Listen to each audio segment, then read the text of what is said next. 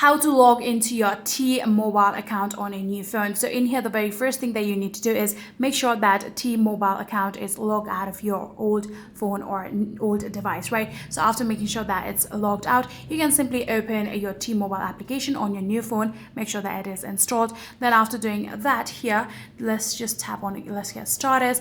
And in here, if you want to involve yourself in this program, you can do that, or else you can simply tap on no thank you.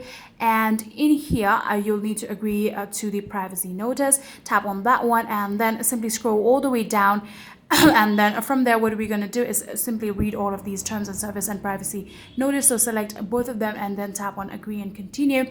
And in here, all you need to do is add in your phone number. So after adding in your phone number, tap on submit. And like I said, if you already have your account, you will automatically be logged into your account. So there might also be, like, if you have enabled your password, there might also be the option of like adding down your password, or else you will automatically simply get logged into your account. And that is exactly how you'll be able to log into your T-Mobile account on your phone. If you guys do have any further queries, please let me know in the comment section down below.